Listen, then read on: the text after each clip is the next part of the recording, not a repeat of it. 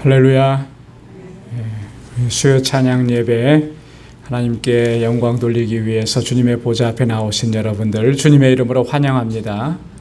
이제 우리 마음과 정성과 뜻을 다해서 하나님께 예배드리겠습니다. 우리 다 같이 기도하겠습니다.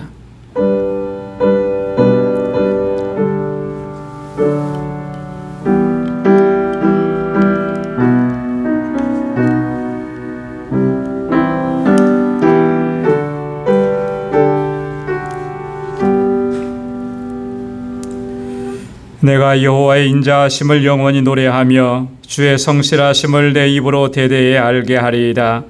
내가 말하기를 인자하심을 영원히 세우시며 주의 성실하심을 하늘에서 견고히 하시리라 하였나이다. 주께서 이르시되 내가 나의 택한 자와 언약을 맺으며 내 종 다윗에게 맹세하기를 내가 내 자손을 영원히 견고히 하며 내 위를 대대에 세우리라 하였다 하셨나이다. 여호와여, 주의 기사를 하늘이 찬양할 것이요 주의 성실도 거룩한 자의 회중에서 찬양하리이다. 아멘. 은혜가 풍성하시고 자비로우신 만군의 주 여호와 하나님 아버지, 오늘 이 하루도 주님의 은혜 가운데 저희들을 지키시고 보호해 주셨다가 오늘 이 저녁 주님의 보좌 앞으로 다시 불러주시며 여호와 하나님을 경배하고 찬양케 하시니 감사합니다. 매일매일의 순간순간의 삶 속에 하나님의 역사와 하나님의 인도하심을 경험하고 체험하게 하시고 우리가 은혜 가운데 살아가고 있음을 깨닫고 주님을 향하여 감사와 찬양을 올려드리게 하심을 또한 감사합니다. 오 하나님 아버지, 이 시간 우리 마음과 정성과 뜻을 다하여서 오직 하나님만 경배하고 찬양하고 예배하는 귀하고 복된 시간 되게 하여 주옵소서. 주님의 예비하신 은혜로 충만하게 채워주시고 은혜가 충만한 시간이 되도록 주님 역사하여 주옵소서. 우리의 예배를 받아 주옵소서. 예수님의 이름으로 기원하옵나이다. 아멘. 전능하사 천지를 만드신 하나님 아버지를 내가 믿사오며 그 외아들 우리 주 예수 그리스도를 믿사오니 이는 성령으로 잉태하사 동정녀 마리아에게 나시고 본디오 빌라도에게 고난을 받으사 십자가에 못 박혀 죽으시고 장사한 지 사흘 만에 죽은 자 가운데서 다시 살아나시며 하늘에 오르사 전능하신 하나님 우편에 앉아 계시다가 저리로서 산 자와 죽은 자를 심판하러 오시리라. 성령을 믿사오며 거룩한 공회와 성도가 서로 교통하는 것과 죄를 사하여 주시는 것과 몸이 다시 사는 것과 영원히 사는 것을 믿사옵나이다. 아멘.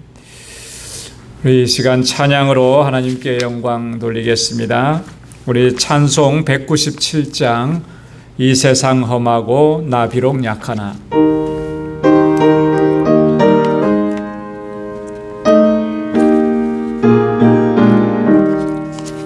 이 세상 험하고 나 비록 약하나 늘 기도 힘쓰면 큰 권능 얻겠네. 주의 은혜로 대속하여서 비와 같이 붉은 죄 눈같이 위겠네. 주님의 권능은 한없이 크오니 돌 같은 내 마음 건너겨 주소서. 주의 은혜로 대속하여서 비와 같이 붉은 죄 눈같이 위겠네. 내 마음이 약하여 늘 넘어지오니 주 예수 힘주사 굳세 되게 하소서. 주의 은혜로 대속하여서 비와 같이 붉은 죄 눈같이 위겠네. 죄사함 받으는 새 사람 되어서 주 앞에 서는 날 늘 찬송하겠네. 주의 은혜로 대속하여서 비와 같이 붉은 죄 눈같이 위겠네. 4절이요. 죄사함 받으는 새 사람 되어서 주 앞에 서는 날 늘 찬송하겠네. 주의 은혜로 대속하여서 비와 같이 붉은 죄 눈같이 위겠네. 아멘.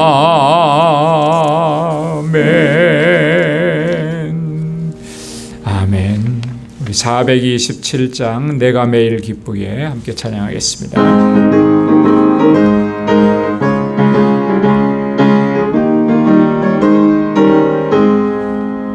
내가 매일 기쁘게 순례의 길 행함은 주의 팔이 나를 안보함이요. 내가 주의 큰 복을 받는 참된 비결은 주의 영이 함께함이라. 성령이 계시네. 할렐루야 함께하시네. 좁은 길 걸으며 밤낮 기뻐하는 것 주의 영이 함께함이라. 전에 죄에 빠져서 평안함이 없을 때 예수 십자가의 공로 힘입어 그 발 아래 엎드려 참된 평화 얻으면 주의 영이 함께함이라. 성령이 계시네. 할렐루야 함께하시네. 좁은 길을 걸으며 밤낮 기뻐하는 것 주의 영이 함께함이라. 나와 동행하시고 모든 염려하시니 나는 숲의 새와 같이 기쁘다.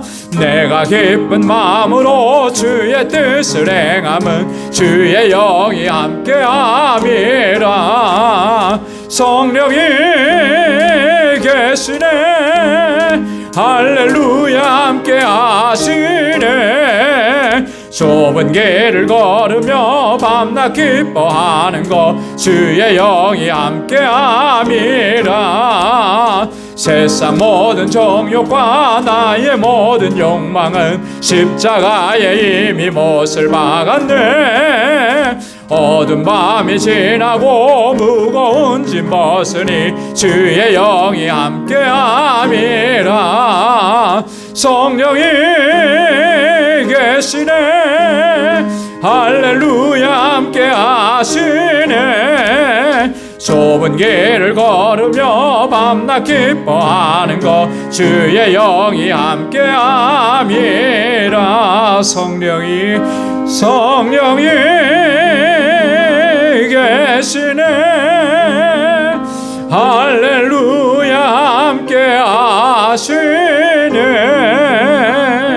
좁은 길을 걸으며 밤낮 기뻐하는 것 주의 영이 함께함이라.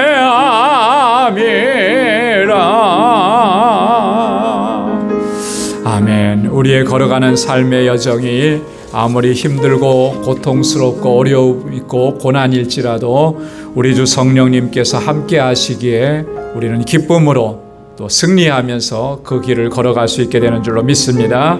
우리 이 시간 다 같이 통성으로 함께 기도하겠습니다. 교회를 위해서 기도해 주시고 세워주신 주의 종들과 우리 직분자들을 위해서 주의 일꾼들을 위해서 기도해 주시고 우리 교회에 주신 사명 잘 감당할 수 있게 해달라고 함께 기도하시고 주일학교와 유스그룹과 EM을 위해서 기도해 주시고 우리 교사들과 우리 전도사님 위해서 기도해 주시고 우리 지체들을 위해서 기도할 때 특별히 환우들을 위해서 육신적으로 연약한 분들을 위해서 함께 기도해 주시길 바랍니다. 또 우리 선교사님들을 위해서 기도해 주시고 알라메다 방주교회 사역자들과 우리 정득수 선교사님을 위해서 또 이 시간 우리가 주님 앞에 가지고 나온 기도의 제목을 가지고 우리 다 같이 마음을 같이 해서 다 같이 함께 통성으로 기도하겠습니다. 은혜가 풍성하신 아버지 하나님, 주님 감사합니다. 지극한 사랑으로 저희들을 사랑하시고 그 능력의 손길로 우리를 붙잡아 주시고 이렇게 날마다 은혜 가운데 살아갈 수 있도록 하나님 귀한 은총을 베풀어 주시며 우리를 긍휼히 여겨주시고 불쌍히 여겨주시니 감사합니다. 우리의 허물과 죄악을 아버지 하나님 바로 보게 하시고 아버지 하나님 주님 앞에서 우리의 허물과 죄악을 고백하게 하시고 아버지 하나님 주님의 용서하심을 구하며 주님의 보좌 앞으로 나아올 수 있도록 우리를 인도해 주시니 감사합니다. 오 하나님 아버지 불쌍히 여겨주옵소서. 아버지 나의 교만함과 나의 어리석음과 불순종을 주님 앞에 고백합니다. 주님 용서하여 주옵소서. 오 하나님 아버지 주의 그 십자가의 보혈로 나를 정결하고 깨끗하게 씻어주시고 거룩하게 하셔서 이 시간도 하나님께서 찾으시는 참된 예배자로 주님을 예배할 수 있게 하시고 아버지 하나님 이 땅을 살아가는 동안에 언제나 아버지 하나님 주님께 영광 돌리는 삶을 살아가는 저희가 되도록 인도하여 주시옵소서. 이 시간 아버지 하나님 주님 앞에 간절히 바라옵고 원하옵는 것은 주님께서 세워주신 우리 방주재단 아버지 하나님 여기까지 인도하시며 귀한 역사 이루어주신 것 감사합니다. 믿음의 역사 아버지 온전하게 이루어가는 공동체 되게 하시고 주님께로부터 받은 그 사랑으로 서로 사랑하고 아끼고 위로하는 진정한 사랑의 공동체가 되게 하여 주옵소서. 아버지 주님 안에서 소망을 갖게 하시고 영원하신 하나님의 나라 바라보는 소망의 공동체가 되도록 역사하여 주옵소서. 우리에게 주신 영혼구원의 사명 잘 감당할 수 있도록 도와주셔서 정말 아버지 하나님 이 재단이 하나님께서 찾으시는 심령들로 차고 넘치게 하시고 구원의 기쁨과 감격 속에서 하나님을 예배하고 아버지께서 우리에게 주신 사명을 감당하는 저희들 되게 하여 주옵소서. 아버지 하나님 세워주신 하나님의 귀한 종들 기름 부어 세우신 주님의 신실한 일꾼들 각 기관들마다 세우신 주의 종들에게 하나님 은혜와 능력과 권능으로 함께하여 주시고 큰 믿음 더하여 주셔서 믿음으로 역사하게 도와주옵소서. 주님 앞에 헌신하고 충성하는 그 마음을 받아주시고 아버지 하나님 이 방주재단이 든든하게 서가게 하여 주옵소서. 아버지 이곳에서 자라는 어린 심령들과 학생들 우리 청년들 주께서 아버지의 은혜 가운데 붙들어 주시고 저들 정말 하나님을 잘 경외하는 믿음의 일꾼들이 되게 하소서. 이 세대를 이끌어 나가는 하나님의 신실한 종들이 다 되게 하시고 저희를 위해서 수고하고 애쓰는 우리 모든 교사들과 우리 전도사님 위에 성령의 충만함과 능력으로 함께하여 주시옵소서. 우리 아버지 하나님 지체들을 위해서 기도합니다. 오 하나님 아버지 긍휼히 여겨 주옵소서. 육신이 연약한 주님의 자녀들 질병 속에서 고통하고 신음하는 주의 백성들 아버지 하나님 수술 후에 회복을 기다리는 하나님의 귀한 자녀들 주님께서 만져주시고 치료하여 주시고 온전하게 하시며 완전한 치유를 허락하여 주옵소서. 건강케 하여 주시고 날마다 강건하게 하시며 주님의 주신 사명 감당하기에 부족함이 없는 아버지 하나님의 귀한 일꾼들로 세워 주옵소서. 모든 염려와 근심과 걱정은 다 주님께 맡기고 오 하나님 아버지 주의 주시는 평강을 누리게 하시며 아버지 하나님 주의 주신 사명 감당하며 복의 근원된 사명을 감당하는 삶을 살아가는 주의 종들이 되게 하여 주시옵소서. 우리 사랑하는 성도들의 가정과 저들이 속해 있는 직장과 또 저에게 허락해 주신 믿음의 기업들을 든든하게 지켜주시며 날마다 형통한 삶이 되게 하여 주시옵소서. 세계 곳곳에서 주의 복음을 전하는 우리 선교사님들 늘 눈동자와 같이 지켜주시며 주시며 그 사역에 필요한 모든 것들을 채우시사 부족함이 없게 하여 주시고 우리 알라메다 방주교회 주님 세워주신 것 감사합니다. 아버지 하나님 저희로 하여금 그 귀한 사역에 아버지 하나님 헌신하게 하신 것 또한 감사합니다. 세워주신 주의 귀한 교회를 통하여서 그 지역의 영혼들이 주님 앞으로 돌아오는 놀라운 역사가 일어나게 하시고 모든 사역자들과 우리 전도사님 우리 아버지 정덕수 선교사님 위에 하나님 능력과 권능으로 함께하여 주시옵소서. 아버지 하나님 주의 종들의 이 시간도 주님 앞에 나와서 마음의 간절한 소원을 주님께 아뢰며 간구하고 기도하오니 주의 종들의 기도마다 하나님의 선하신 응답을 허락하여 주옵소서. 아버지 하나님 능력의 장중에 붙들어 주시옵소서. 주님의 주시는 평강을 누리는 삶이 되게 하시고 오직 하나님의 영광을 위해서 살아가는 저의 일생이 되도록 붙잡아 주옵소서. 아버지 하나님 이 시간도 주의 말씀으로 우리를 새롭게 하여 주옵소서. 주여 아버지 하나님 주님 앞에 겸비하게 서는 심령들 가운데 하나님의 은혜를 더하여 주시고 주의 말씀으로 우리를 새롭게 하여 주옵소서. 모든 것 감사합니다. 감사합니다. 예수님의 이름으로 간절히 기도드리옵나이다. 아멘. 아멘. 할렐루야. 하나님께서 선하신 응답을 허락해 주실 줄로 믿습니다. 우리 이제 하나님의 말씀을 같이 묵상하는 시간을 갖겠습니다. 오늘 묵상할 하나님의 말씀은 사도행전 제23장 1절에서 11절까지 말씀입니다. 사도행전 제23장 1절에서 11절. 우리 한 절씩 교독하고 마지막 11절은 우리 함께 봉독하겠습니다. 바울이 공회를 주목하여 가로되 여러분 형제들아 오늘날까지 내가 범사에 양심을 따라 하나님을 섬겼노라 하거늘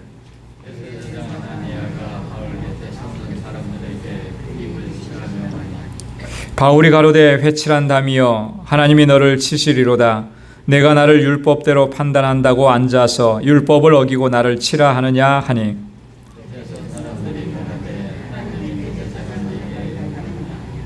바울이 가로되 형제들아 나는 그가 대제사장인 줄 알지 못하였노라. 기록하였으되 너의 백성의 관원을 비방치 말라 하였느니라 하더라.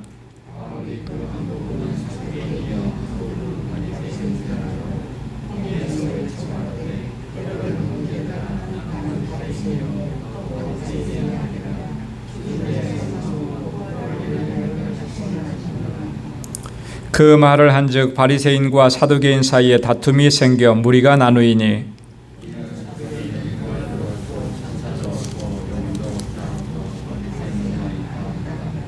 크게 혼화가 일어날새 바리새인 편에서 몇 서기관이 일어나 다투어 가로되 우리가 이 사람을 보매 악한 것이 없도다. 혹 영이나 혹 천사가 저더러 말하였으면 어찌 하겠느냐 하여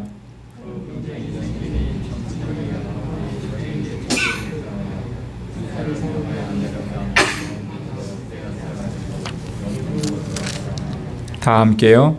그날 밤에 주께서 바울 곁에 서서 이르시되 담대하라. 내가 예루살렘에서 나의 일을 증거한 것 같이 로마에서도 증거하여야 하리라 하시니라. 아멘. 오늘부터는 우리 23장에 있는 말씀을 이번 주와 다음 주 두 번에 걸쳐서 말씀을 같이 묵상하겠습니다. 지난주에 저희가 22장 14절에서부터 30절까지 말씀을 같이 묵상을 했는데요. 다 기억하시리라고 믿습니다. 그때 그 바울이 유대인들 앞에서 변론을 했는데 유대인들이 바울의 변론을 다 듣다가 도중에 소동을 일으키기 시작을 했습니다. 그래서 그 소동이 어느 정도로 심각했냐면 바울을 이제 죽이려고까지 했다라고 하는 거죠. 22절에서 그렇게 기록을 했습니다. 이러한 놈은 세상에서 없이 하자. 살려둘 자가 아니라 듣다가 더 이상 참지 못하고 이제 분노가 폭발한 거죠. 자, 그렇게 되니까 천부장이 이게 가만히 놔둘 수가 없는 거예요. 바울이 저러다가 잘못하면 죽게 될 수도 있으니까. 그래서 바울을 영문 안으로 군대의 진영 안으로 이렇게 끌어들였습니다. 그러면서 백부장에게 명령을 내렸죠. 채찍질해서 신문하라. 신문하라라고 하는 것은 왜 이런 일들이 일어나게 됐는지 바울을 통해서 이제 듣겠다라고 하는 거예요. 자, 그때 바울이 자신의 그 로마 시민권을 주장했습니다. 그러면서 재판 없이 이렇게 너희가 불법적으로 할 수 있느냐, 불법적인 행위를 지적을 한 거예요. 그래서 백부장도 놀라고 당혹스러워하고 천부장도 당혹스러워하고, 그러다가 결국에는 천부장이 유대인들에게 요청을 합니다. 산헤드린 공회를 소집해달라, 이제 그렇게 요청을 하고 바울을 그 공회 앞에 세웁니다. 이것이 이제 지난주까지 저희가 함께 말씀을 나눴는데, 23장 전체를 보면 세 부분으로 나눠져 있어요. 그래서 1절부터 11절, 오늘 우리가 함께 나눌 말씀인데, 산헤드린 공회 앞에서 바울이 변론하는 그런 내용입니다. 자, 그리고 12절부터 22절까지는 유대인들이 바울을 죽이려고 음모를 꾸미는 거예요. 근데 아주 그 내용이 구체적입니다. 그래서 어떤 조치가 일어나지 않으면 바울은 유대인들에 의해서 살해당할 수 있는 그런 어떤 절체절명의 위기 상황이에요. 하나님께서 그것을 알게 하시고 또 천부장에게까지 전달되게 하죠. 그래서 유대인들의 이 바울을 살해하려고 하는 음모가 다 발각이 되는 거예요. 그래서 이 23절에서 35절까지는 천부장이 아주 긴급하게 바울을 피신시킵니다. 어디로 피신시키냐면 가이사라로 피신을 시켜요. 이 가이사라는 어떤 곳이냐면 당시 그 유대 지역을 관할하고 있었던 그런 총독부가 있는 자리에서, 거기에 이제 총독이 있어요. 그곳으로 안전하게 바울을 피신시킵니다. 자, 이 모든 과정들을 보면요, 지금 바울은 죄수의 몸으로 그렇게 이끌림을 받아서 가는 거예요. 자, 그런데 오늘 본문에도 등장을 하지만 이 바울이 가는 그런 모든 여정을 보면 겉으로 볼 때는 죄수입니다. 꼼짝달싹 할 수 없는, 자기 마음대로 자기 의지대로 할 수 없는 그런 상황이에요. 그런데 결과적으로 보면 어떻게 되는 거냐면 하나님께서 바울에게 말씀하셨던 대로, 하나님께서 바울에게 주신 사명대로 지금 바울이 그곳으로 가고 있는 거예요. 그건 바울이 가고 싶다고 해서 내가 그렇게 가야지 해서 의지적으로 간 게 아니라 하나님께서 그렇게 끌어가시는 것이죠. 그래서 결국에는 마침내 하나님 주신 사명이 있는 곳, 그 로마까지 가게 되는, 이후의 여정이 바로 그런 여정을 다 보여주고 있습니다. 그래서 여러분, 우리가 이 이후의 사도행전의 말씀을 우리가 묵상하면서 그 큰 그림을 가지고 우리가 이 세세하게 말씀을 봐야 돼요. 그러면 하나하나가 정말 하나님께서 얼마나 세밀하게 한치의 오차도 없이 그렇게 바울을 이끌어가고 계시는가 하는 것을 깨닫게 되는 것입니다. 우리의 삶도 마찬가지입니다. 하나님께서 정하시고 하나님께서 계획하신 그 목적지를 향해서 우리를 하나님께서 친히 인도해 가시는 거예요. 비록 그 길이 겉으로 볼 때는 험난해 보이기도 하고 고난의 길 같아 보이기도 하고 환난이 있는 것 같아 보이기도 하고 때때로는 절망할 수밖에 없는 그런 상황인 것 같기도 해요. 하지만 그 모든 것은 과정입니다. 그 과정 속에서 하나님께서 얼마나 정말 나를 사랑하시는지, 얼마나 구체적으로 내 길을 인도하시는지를 순간순간 우리로 하여금 깨닫게 하시는 거예요. 그것 깨닫는 것이 은혜인 줄로 믿습니다. 자, 오늘 같이 말씀을 보겠습니다. 오늘은 1절부터 11절까지 보는데요, 산헤드린에서의 바울의 변론입니다. 큰 제목은 바울의 변론이라고 이렇게 정했는데, 사실 여기서 바울이 산헤드린에서 제대로 변론을 다 하지를 못합니다. 왜냐하면 바울이 이야기를 시작하자마자 충돌이 일어났어요. 누구하고 충돌이 일어났냐면 대제사장 아나니아하고 충돌이 일어났습니다. 그렇기 때문에 더 이상 어떻게 변론할 수 있는 상황이 못 됩니다. 또 이후에도 보면 또 다른 충돌이 일어나요. 그 충돌은 어떤 충돌이냐면 산헤드린 공회도 이 산헤드린 공회는요 70명으로 구성이 되어 있습니다. 70명. 그러니까 굉장히 큰 규모의 공회예요. 그리고 거기에 이제 대제사장이 의장을 맡고 있는데 이 대제사장은 포함시키지 않고 70명입니다. 이 산헤드린 공회는 크게 두 부류로 나눠져 있습니다. 한쪽은 바리새파 사람들이고 한쪽은 사두개파 사람들이에요. 근데 이 바리새파 사람들하고 사두개파 사람들이 바울이 한 말 때문에 논쟁이 붙어버린 거예요. 다툼이 생겨난, 싸움이 생긴 거예요. 바울이 뭐라고 얘기했느냐는 이따가 한번 보겠습니다. 자, 그런 일들이 벌어지니까 바울이 제대로 하고 싶은 말을 다 할 수가 없는 그런 이제 상황이 되었다라고 하는 것입니다. 자, 보면은 바울이 1절에서 이렇게 말을 시작하죠. 변론을 처음 시작할 때 나는 양심을 따라 하나님을 섬겼다. 그렇게 얘기합니다. 양심을 따라. 자, 이렇게 얘기하니까 대제사장 아나니아가 화가 났던 거예요. 그래서 2절에서 뭐라고 했냐면 바울의 그 입을 치라고 이렇게까지 명령을 내렸던 거예요. 자, 바울이 지금 양심을 따라 하나님을 섬겼다고 그렇게 얘기합니다. 좀 이해가 잘 안 되죠. 양심을 따라는 너무 보편적인 얘기를 하는 거예요. 그죠? 양심을 따라서 했다 그러면 어떤 의미가 있습니까? 솔직하게, 거짓 없이, 진실하게, 뭐 이런 의미로만 다가온. 그 양심이라고 하는 것은 이런 거잖아요. 옳은 것을 옳다고 얘기하고, 잘못된 것은 잘못되었다고 얘기할 수 있는 그런 어떤 마음의 상태, 그거를 양심이라고 그러죠. 그래서 이 양심은 마음속의 재판관이다라고 하는 그런 이 닉네임을 붙이기도 해요. 마음속의 재판관이. 근데 그렇게 옳은 것은 옳다고 얘기하고 잘못된 건 잘못했다고 얘기하는 거죠. 그런데 과연 우리 안에 이 양심이라는 것이 과연 그렇느냐라고 하는 거예요. 본래적으로 하나님께서 사람을 창조하셨을 때 그 양심은 선한 양심이었습니다. 그죠? 그렇게 할 수 있는 양심이었어요. 그러나 타락한 인류의 양심은 그렇지가 못한 거예요. 인류가 타락하고 난 이후로 그 양심은 바울이 얘기했던 것처럼 디모데전서 4장 2절에 보면 화인 맞은 양심이라, 히브리서 10장 22절에 보면 악한 양심이라, 고린도전서 8장 7절에 보면 더러운 양심이라. 타락한 상태에서의 그 양심은 선한 것이 없는 그런 것입니다. 그렇기 때문에 양심을 따라 행했다라고 하는 것이 굉장히 주관적인 거예요. 사람의 양심이라는 것이 그래. 그래서 율법의 아주 그 엄격한 율법의 기준으로 봤을 때는 그 양심을 가지고서는 하나님의 의를 충족시킬 수가 없다라고 하는 것이죠. 율법은 어떻습니까? 완전한 것을 요구하는 거잖아요. 그 완전함에 우리의 양심이, 그 타락한 양심은 이룰 수가 없다라고 하는 거죠. 바울이 그러면 여기서 양심을 따라 내가 하나님을 섬겼다라고 말한 것은 뭘 얘기하는 것이냐? 그건 이런 거예요. 하나님께서 예수 그리스도를 통해서 회복시켜 주신 양심이라고 하는 거예요.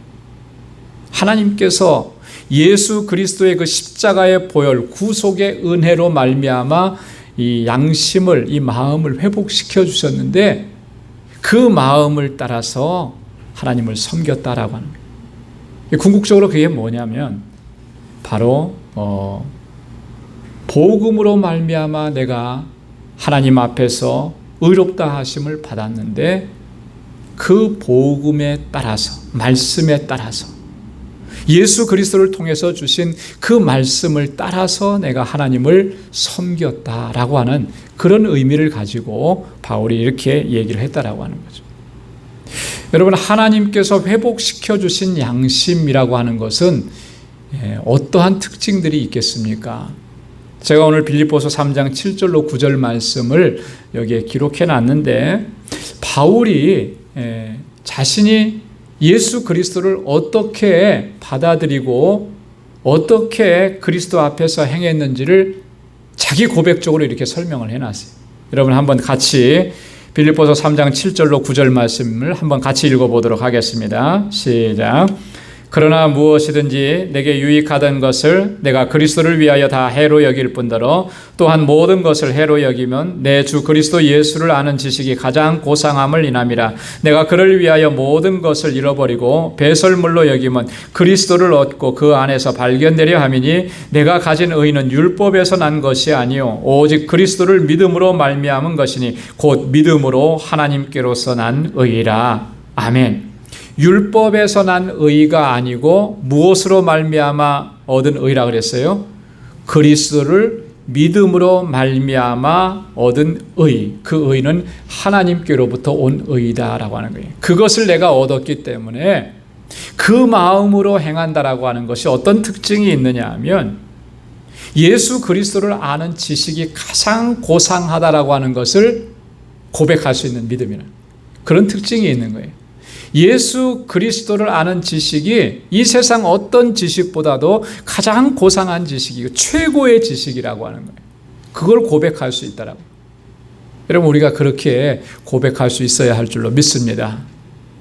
또한 그리스도를 얻으려고 한다. 오직 그리스도, 오직 그리스도예요. 주님 외에 다른 것은 없다라고 하는 거죠. 그리스도가 전부라고 하는 그 고백을 할 수 있는 거예요. 그리고 그 안에서 발견되려 함이라.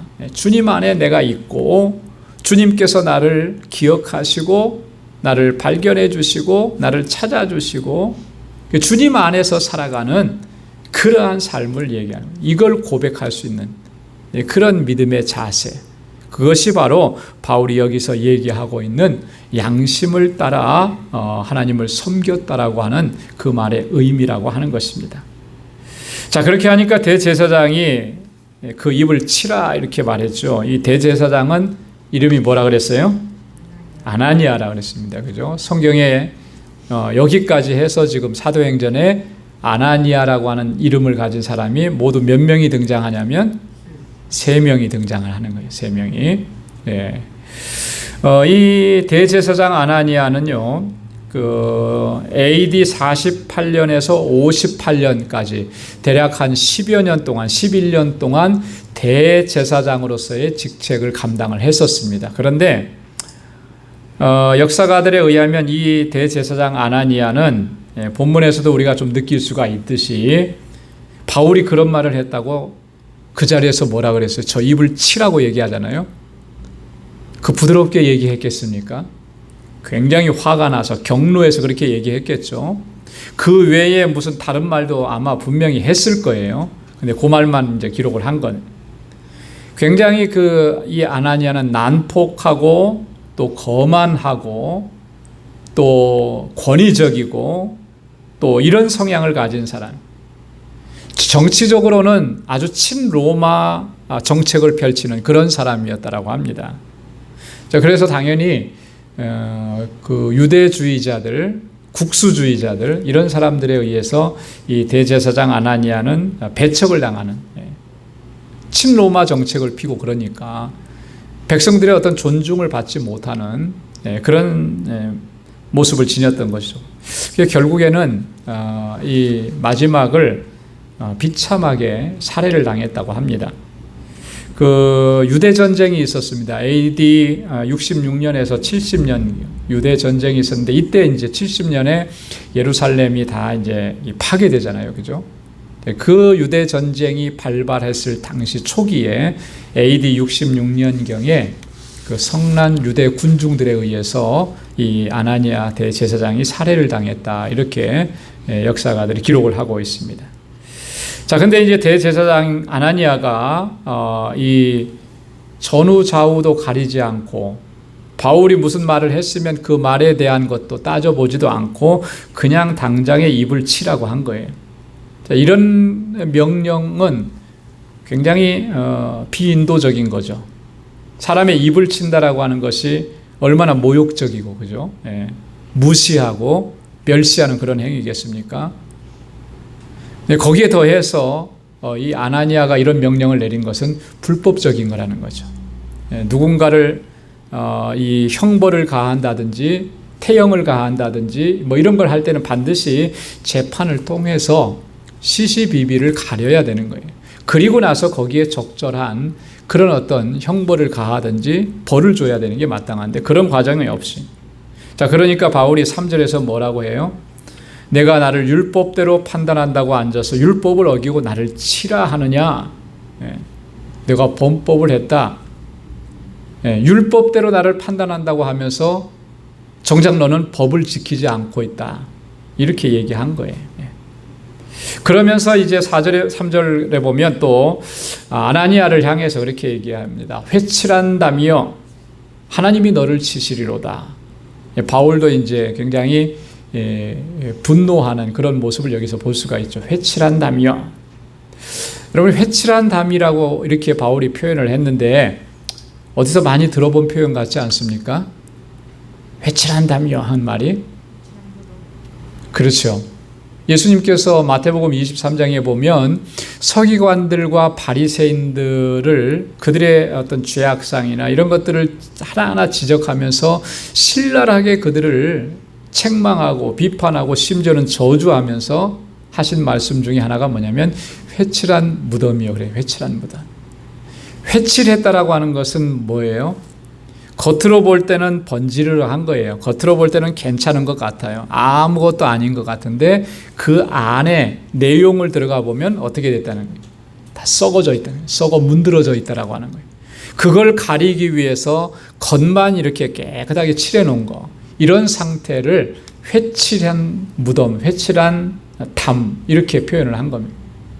자, 바울이 그러니까 지금 대제사장을 향해서 이때까지는 대제사장인지 몰라요. 사내들인 공회원들을 다 통틀어서 사실 어떻게 보면 얘기하는 거예요. 그러면서 회칠한 담이여 하나님이 너를 치시리로다 뭐 이렇게 얘기했는데 어떤 의미를 가지고 그렇게 얘기했겠습니까?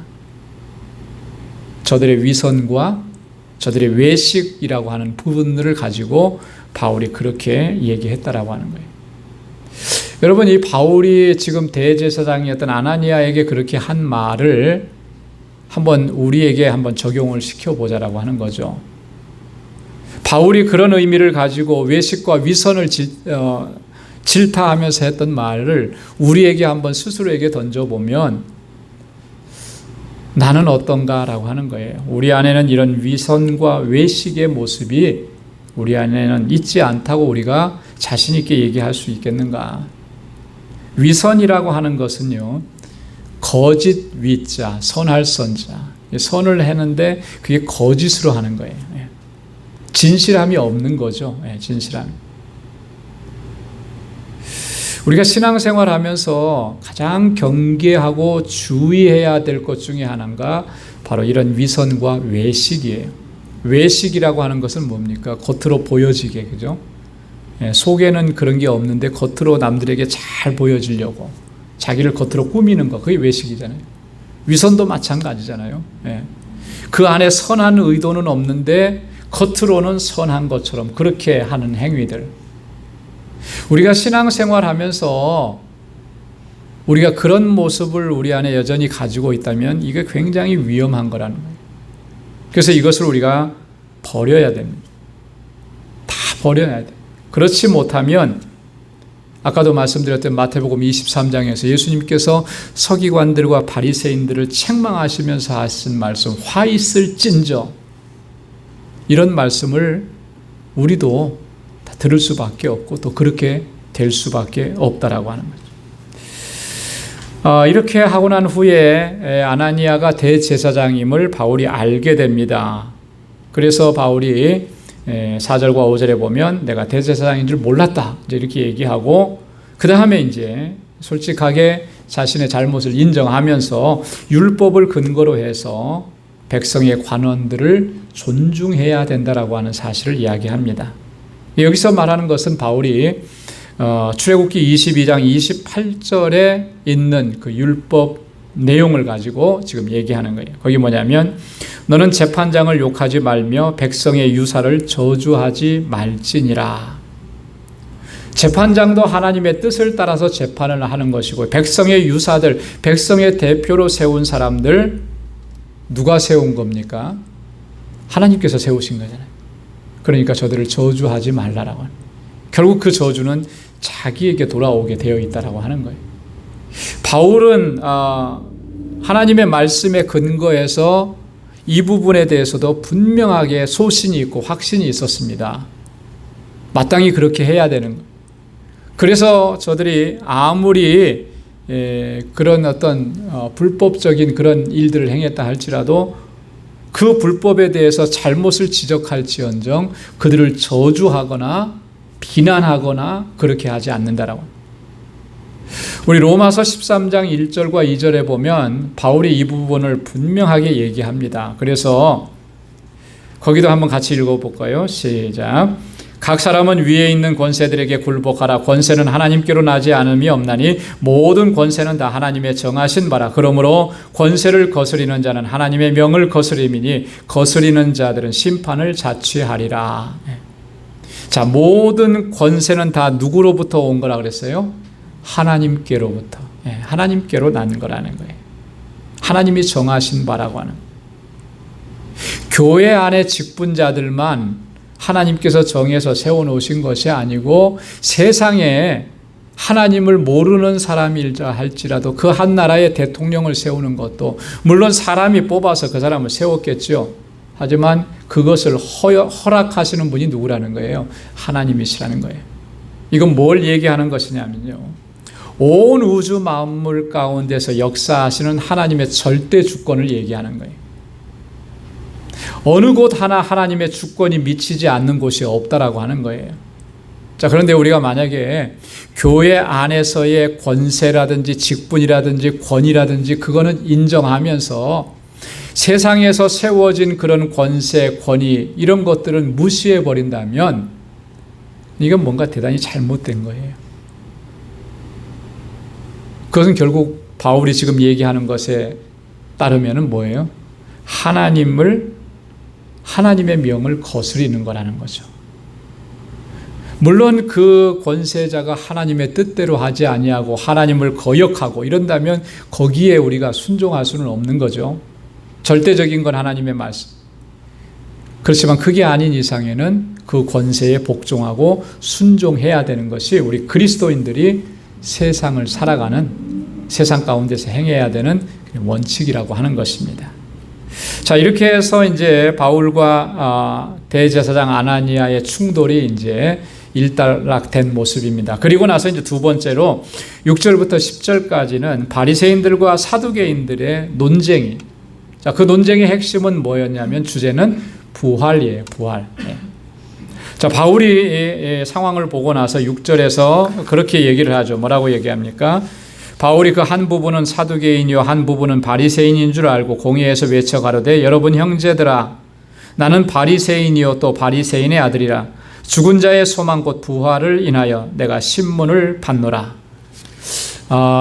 아주 중요한 메시지를 담은 이야기를 하는 거예요. 나는 바리새인이고 바리새인의 아들인데 내가 지금 이렇게 신문을 받는 이유가 뭐냐? 죽은 자의 소망 부활에 대해서 내가 얘기했다고 내가 이렇게 신문을 받는 것이다. 바울이 이렇게 얘기하는 것은 사실 정확한 표현이죠. 부활에 대해서 얘기합니다. 누구의 부활에 대해서 얘기해요? 예수 그리스도의 부활에 대해서. 바울이 전하는 이 복음의 핵심이 뭡니까? 예수 그리스도의 부활 아니에요? 그죠? 우리의 죄를 위해서 십자가에 달려 돌아가시고 3일 동안 무덤 속에 계시다가 우리의 영원한 생명을 위해서 다시 살아나셨어요. 그래서 우리로 하여금 부활의 소망을 가지고 살아갈 수 있게. 그죠? 그 부활의 주님을 증거했다. 그 죽은 자의 소망 부활에 대해서 증거했더니 나이가 이렇게 신문하고 나를 고통을 준다라고 하는 정확한 바울이 내용을 전하는 겁니다. 그런데 여기에는 보면 바울이 상당한 부분들을 의도하고 있다라고 하는 것을 알 수가 있어요. 왜 그러냐면 그들 가운데 6절에 보면 그렇게 얘기했잖아요. 그들 가운데 한 부분은 사두개인이고 한 부분은 바리새인인 것을 알고 그랬습니다. 그걸 다 알아요. 그러니까 바리새인들은 어떤 성향을 가진 사람들이고 사두개인들은 어떤 성향을 가진 사람들인지 다 아는 거죠. 그래서 여기에다가 딱 부활이라고 하는 주제를 딱 던져놓으면 분명히 그 안에서 분쟁이 일어날 것이다라고 하는 것도 바울은 충분히 알고 있었다라고 하는 거예요. 자, 그래서 7절에 보니까 바리새인들과 사두개인들 사이에서 다툼이 발생한 겁니다. 요즘 음식으로 얘기하면 신학적 논쟁이 이제 발발하게 된 거예요. 왜 그러냐면 사두개인들은 8절에 보니까 뭐라 그래요? 부활도 없고 천사도 없고 영도 없다. 사두개인들은 철저하게 세속주의자들입니다. 그래서 그때 당시에 정치적으로도 로마 세력과 결탁되어 있는 그런 일들을 했어요. 이들은 영혼 불멸에 대한 것들을 믿지 않아요. 그러니까 영적이지 않은 거예요. 그냥 그들 앞에서 영적이다, 뭐 천사다, 영이다, 뒤에 가면 또 나오는데 그런 얘기 해봤자 아무런 의미가 없는 거예요. 믿지 않으니까. 그냥 반대로 바리새인들은 어때요? 그들이 정말 권위적이고 뭐 이런 외식적이고 뭐 이런 거 있어도 그들은 영적인 걸 다 믿어요. 그래서 부활도 있고 천사도 있고 영도 있다. 네, 어떤 측면에서는 보면은 극단적인 보수주의라고 얘기할 수도 있어요. 철저한 그들은 율법주의자들이죠. 자, 그러니까 그들 가운데 부활이라는 주제가 딱 던져지니까 논쟁이 될 수밖에 없었다라고 하는 것이죠. 바울이 아까도 제가 했잖아요. 의도적으로 그렇게 한 것 같다라고 하는 거죠. 충분히 양쪽이 다 있는 것을 보고 왜 그렇게 했을까라고 하는 거예요. 왜? 바울이 왜 이렇게 의도적으로 이렇게 했을까? 아마도 그랬을 겁니다. 이거는 뭐 추정이에요. 본문에 그렇게 나온 건 아니지만. 자, 바울이 지금 이 산헤드린 공회 앞에서 변론을 하려고 하는 그런 기회가 주어졌지만 아나니아와의 충돌 때문에 더 이상 변론할 수 있는 그런 상황이 못 되었습니다. 그리고 나서 그 산헤드린 공회 안에서 제대로 된 공정한 그런 어떤 재판이라든지 이런 것들을 받을 수 있는 그런 여건이 못 된다고 판단을 한 거죠. 그래서 그 안에 이런 분쟁을 일으키게 됐던 것이고, 그래서 바울은 그 상황을 벗어나서 또 다른 하나님의 인도하심을 받으려고 하는 그런 의도가 이 안에 있었지 않겠느냐라고 하는 것입니다. 그리고 실제로 바울이 뭐 그런 의도만 가지고 있었던 건 아니고, 바울이 정말 전하는 복음은 예수 그리스도의 부활의 복음이었잖아요. 그래서 어떤 상황 속에서도 자신은 복음을 증거하는 거예요. 그리스도의 부활을 전하는 겁니다. 이런 두 가지 요소들이 다 있어서 의도적으로 그렇게 하지 않았겠느냐. 자, 근데 이제 이렇게 어떤 논쟁이 벌어지는 가운데서도 보니까 9절에 보니까 이 바리새인들의 편에서 바울을 두둔하기 시작을 합니다. 아무래도 바울이 나는 바리새인이고 바리새인의 아들이다 라고 이렇게 얘기한 부분들이 있었기 때문에 그런지 몰라요. 그래서 9절에 그렇게 얘기하죠. 크게 혼화가 일어날새 바리새인 편에서 몇 서기관이 일어나 다투어 가로되 우리가 이 사람을 보매 악한 것도 없고 혹 영이나 혹 천사가 저더러 말하였으면 어찌하겠느냐. 상당히 신중한 자세를 보여주고 있죠. 그죠? 예, 이 바리새인 편에 서 있는 한 서기관들이 얘기한 거예요. 몇 명이. 예. 영이나 혹은 천사들이, 바리새인들은 영과 천사를 다 믿었으니까 계시로 바울에게 주어서 바울이 그것을 말한 것이라면 우리가 어떻게 할 수 있겠느냐. 그 신적 권위를 우리는 부정할 수 없는 것 아니겠느냐. 이렇게 얘기한. 자, 그런데 이 바리새파 사람들 편에 있는 서기관들이 이렇게 말하는 것이 과연 사두개인들을 설득시킬 수가 있었느냐라면 10절 말씀에 보면 전혀 설득시킬 수가 없어요. 믿지 않는 사람들에게, 그죠? 영의 존재도 믿지 않고 부활도 믿지 않고 천사도 믿지 않는 존재들에게 영적인 일들을 이야기하고 천사가 하는 역할들을 이야기했을 때 과연 그걸 받아들이고 믿고 그럴 수 있겠구나라고 하겠느냐. 그럴 수가 없는 거죠. 그죠? 그렇게 될 수가 없는 거예요. 자, 그러니까 10절에서 큰 분쟁이 일어났다. 그래서 큰 분쟁, 오히려 그것이 더 큰 분쟁을 일으킨 거예요.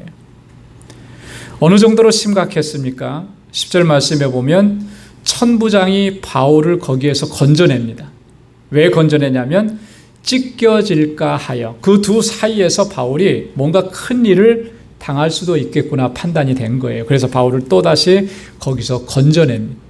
군사들을 명해서 그를 데려가라. 그래서 다시 군대 진영 안으로 바울을 데려들어요. 또 한 번 천부장의 손에 의해서 바울이 이렇게 위기를 모면하는 그런 상황이 오늘 본문에 기록되어 있습니다. 자, 이렇게 해서 결국에는 산헤드린 공회 앞에서 변론하지 못하고 그 상황을 이렇게 모면할 수밖에 없었는데, 자, 그때 그날 밤에 하나님께서 바울을 찾아오시는 거예요.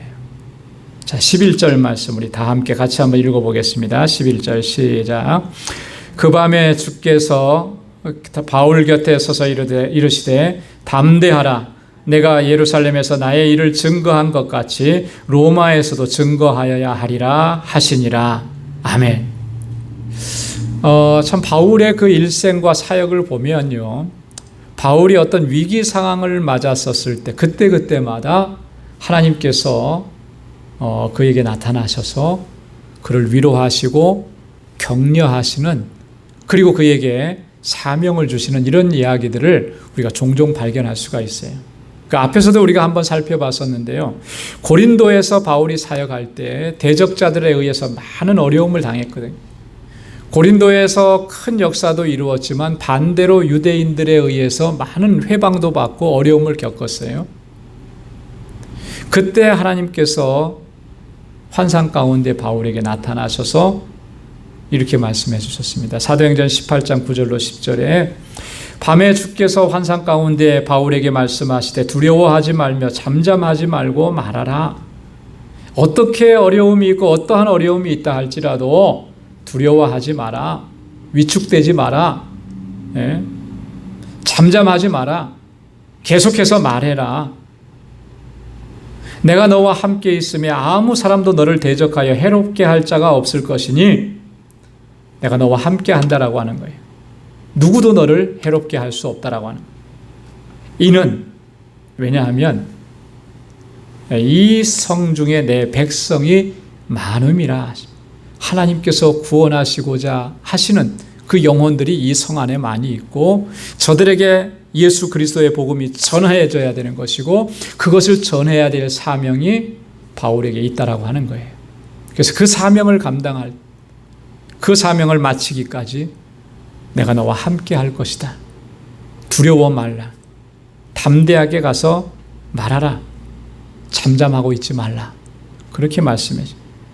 근데 그와 똑같은 상황이 지금 여기도 하나님께서 그렇게 약속을 해 주시는 거예요. 이런 하나님의 위로와 격려하심이 있었기 때문에 우리가 잘 아는 대로 바울은 얼마나 정말 환난도 많이 당하고 고난도 많이 겪고 죽을 뻔한 위기도 많이 겪었습니까? 그런 것들을 다 이겨내고 마지막까지 하나님께서 주신 사명을 감당할 수가 있었다라고 하는 거예요. 오늘 바울을 그렇게 위로하시고 격려하신 하나님께서는 오늘 우리에게도 동일하게 역사하시는 줄로 믿습니다. 오늘 주님께서 주신 말씀은 두 가지예요. 첫째는 위로와 격려의 말씀입니다. 담대하라라고. 한번 따라서 해보시기 바랍니다. 담대하라. 두려워하지 말라. 하나님께서 항상 우리에게도 동일하게 말씀하세요.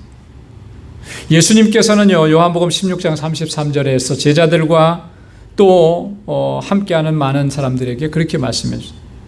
이것을 너희에게 이르면 너희로 내 안에서 평안을 누리게 하려 함이라. 세상에서는 너희가 환난을 당하나 담대하라. 내가 세상을 이기었노라 하시니라. 할렐루야. 세상에서 너희가 환난을 당할 것이나 그거 없다고 얘기하시지 않았습니다. 그죠? 세상에서 우리가 어려움 당하는 거, 고통 당하는 거, 환난 당하는 거 그거 없을 것이다. 이렇게 말씀하시지 않았습니다. 그거 다 있을 것이다. 그러나 걱정하지 말. 두려워하지 말. 담대하라. 왜? 예수님께서 세상을 이기셨더라고요. 할렐루야. 예수님께서 이기신 거예요. 그 승리를 우리에게 주셨다라고요. 우리에겐 승리만이 있는 거예요. 그러니까 담대하라고 우리에게 권고하시는 것입니다. 두 번째는 사명에 대한 말씀이에요. 로마에서도 증거하여야 하리라. 예루살렘에서 나의 일을 증거한 것처럼, 하나님께서 행하신 일을 증거한 것처럼 이제는 어디서 가서 해야 된다고요? 로마에서도 그것을 증거해야 하리라. 이건 사명이에요, 사명. 하나님께서 주신 사명을 마칠 때까지 우리는 죽지 않습니다. 믿습니까? 하나님께서 우리에게 주신 사명을 완수할 때까지 아무런 고난이 있고 어떠한 고난이 있고 환난이 있어도 우리는 결코 죽지 않아요. 죽을 수가 없는 거예요. 하나님께서 죽도록 내버려 두시지 않습니다. 마치 지금이 죽을 것 같은 그런 상황이라 할지라도 그렇게 내버려 두시지 않는 거예요. 왜? 사명이 있으니까. 사명이. 바울이 이후에도 얼마나 위기 상황을 맞습니까? 죽을 뻔한 고비를 여러 번 넘기잖아요. 안 죽어요. 죽을 수가 없는 거예요. 왜? 하나님께서 주신 사명이. 그래서 바울이요, 이런 주님의 말씀을 듣고 이게 내 사명이구나. 로마까지 가서 하나님께서 하신 일을 증거해야 되는 것이 내 사명이구나. 그래서 나중에는 지금 계속해서 죄인의 몸으로 재판을 받고 있잖아요. 나중에는 가이사에 가서 가이사에서 총독 앞에서 얘기합니다. 가이사라에 가서 나는 가이사 황제 앞에서 재판을 받겠습니다. 그렇게 재판을 청구해요. 사도행전 25장 10절에 보면 바울이 가로되 내가 가이사의 재판자리 앞에 섰으니 마땅히 거기서 신문을 받을 것이라. 당신도 잘 아시는 바에 내가 유대인들에게 불의를 행한 일이 없나이다. 가이사 앞에서 심판을 받겠다. 그건 내 권리다라고. 그런데 이게 공정한 재판을 받기 위해서 그렇게 한 것이냐? 그게 아니죠. 주님께서 주신 사명을 감당하기 위해서 그렇게 했더라. 그래서 이 사명에 붙잡혀서 바울은 로마까지 가게 됩니다. 그게 사도행전의 후반부에 나온 그 바울의 여정이. 오늘 결론적으로 두 가지만 말씀드리겠습니다. 1절에서 바울이 그렇게 얘기했죠. 오늘까지 내가 범사의 양심을 따라 하나님을 섬겼노라. 예수 그리스도를 통해서 회복시켜 주신 양심, 복음의 말씀, 진리를 따라서 하나님을 섬기는 저와 여러분들이 될 수 있기를 소망합니다. 그리고 11절에서 말씀하고 있는 것처럼 담대하게 이제는 우리는 예수 그리스도의 증인으로 살아갈 수 있는 우리 모두가 될 수 있기를 주님의 이름으로 축원합니다. 기도하겠습니다. 하나님 아버지 감사합니다. 오늘 이 저녁에도 저희들을 사랑하셔서 하나님 주님의 보좌 앞에 나오게 하시고 주님을 찬양하게 하시고 또 이렇게 저희들 같이 하나님의 말씀을 묵상하게 하셔서 감사합니다. 오늘 주신 말씀들을 또 가슴에 새기며 우리가 어떻게 살아야 할지를 다시 한번 되새기고 일평생의 삶 동안에 우리가 믿음으로 살고 주님께서 주신 사명 붙잡고 살아가며 주님께서 회복시켜 주신 그 선한 양심을 따라서 하나님을 섬길 수 있는 저희들이 되게 하여 주옵소서. 우리 방주교회를 든든하게 세워주신 아버지 감사합니다. 우리 모든 권속들, 사랑하는 주님의 백성들, 저희가 마음과 뜻을 같이 하여서 하나님을 섬기고 주님께서 우리에게 주신 사명을 감당하며 이 공동체를 온전한 믿음의 공동체로 세워가고 온전한 사랑의 공동체로 세워갈 수 있는 저희들 되게 하여 주옵소서. 우리 방주의 모든 권속들 한 사람 한 사람 그 가정에 주님의 평강을 더하여 주옵시고 광야와 같은 이 곤고한 삶 가운데서도 조금도 지치지 아니하고 낙심하지 아니하고 소망의 주님을 바라보고 주님께 모든 것을 의탁하고 믿음으로 살아가는 저희들 되게 하여 주옵소서. 늘 깨어있게 하시고 주님과 늘 동행하는 삶을 살게 하시고 하나님의 말씀, 하나님의 율례와 법도가 내 발에 등불이 되고 내 발에 빛이 되어서 주의 말씀만 붙잡고 살아가는 주님의 신실한 종들이 다 되게 하여 주옵소서. 이제는 우리 주 예수 그리스도의 무한하신 은혜와 하나님 아버지의 크고 놀라우신 사랑과 성령의 위로 교통 충만하심의 역사가 마음을 다하고 뜻을 다하고 힘을 다하여서 하나님을 섬기고 하나님의 뜻 안에서 행하기로 결단하는 우리 방주의 모든 믿음의 권속들과 저들의 가정과 직장과 생업의 터전과 학업 위에 이제로부터 영원까지 함께 하시기를 간절히 축원하옵나이다. 아멘.